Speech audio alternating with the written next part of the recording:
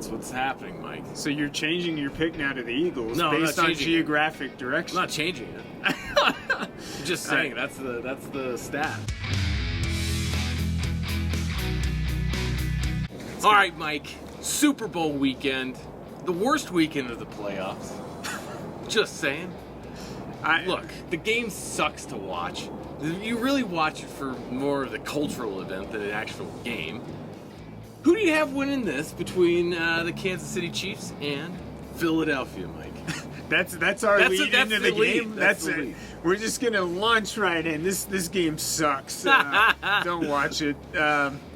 Here's the deal, Dirk. I want to agree with you. I want to say it sucks, but my heart says go Birds, so I'm going to go with Philly, and it makes it slightly watchable if the Eagles win. Unfortunately, I'm going to go the opposite and say Kansas City's going to win this one. They'll be the first team to, three-peat? First team to three-peat in the Super Bowl era. Yeah, and it's going to end up being a one-touchdown game. People are going to be upset. And, we'll get to this later, it's going to be one of the most reviled Super Bowls of all time.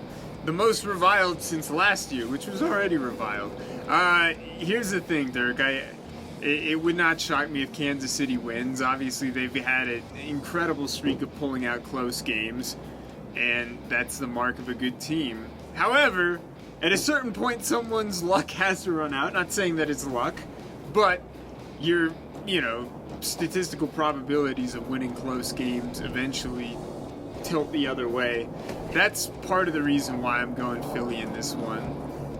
The other part of the reason is I just think the Eagles are a better team than the Eagles the Chiefs beat 2 years ago or the 49ers last year. I think this is a really good Eagles team. And I don't know, it's interesting. So here's the thing, Dirk. Super Bowl being held in New Orleans.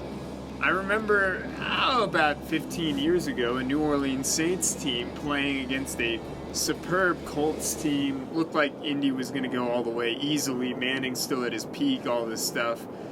Game came down to the wire. The Saints are up by a touchdown, and a late pick six seals it for the Saints. Ended up being a 14-point win for the Saints.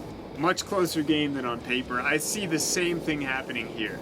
I see a late turnover by the Chiefs leading to an Eagles touchdown, and I've got the Eagles pulling this by 10 or something like that. Here's my key fact. It has nothing to do with the actual play. But if you go back to 2000 and any team, when it's at a neutral location where one team has to travel west and one team has to travel east, the team that travels west has won every single one of those matchups since 2000. That would put your Philadelphia Eagles, Mike, the team you took, winning. It's set here first. That's what's happening, Mike. So you're changing your pick now to the Eagles based on geographic direction? I'm not changing it. I'm just saying that's the stat. That's the stat, Mike. Okay, so we've given some real comprehensive analysis for the people. We've given reasons based on 2010 and geographic directions. That's right. What are the actual key matchups you're looking at in this game, Dirk? What do you feel favors Kansas City? All right, so if it favors Kansas City, it's coming down to how does that defense play. It's going to be time of possession.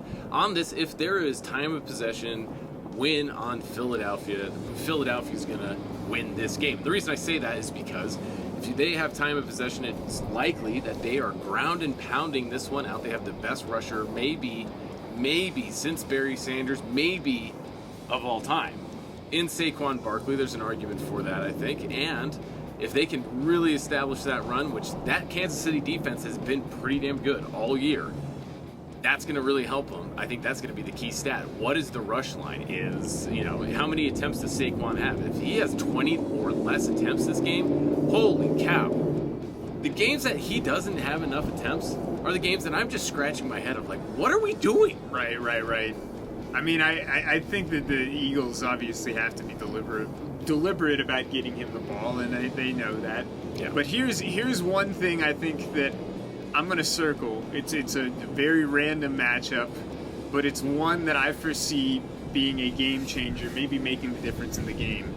It's Devonta Smith, Dirk. Yeah. This guy in the national championship game several years back went off for Alabama, all the way back to college in a big game. Went off, was a Heisman Trophy winner. he's been very sleepy on this team this year. I mean, it's a team that's so studded, so much power, so much everything. Obviously, all the focus is on the zone read. I see Devonta Smith having a career game on Sunday for the Eagles as a potential, guy to watch out for and getting a couple of touchdowns. Honestly, if there's a key guy to watch on the Kansas City side, it's going to be Xavier Worthy.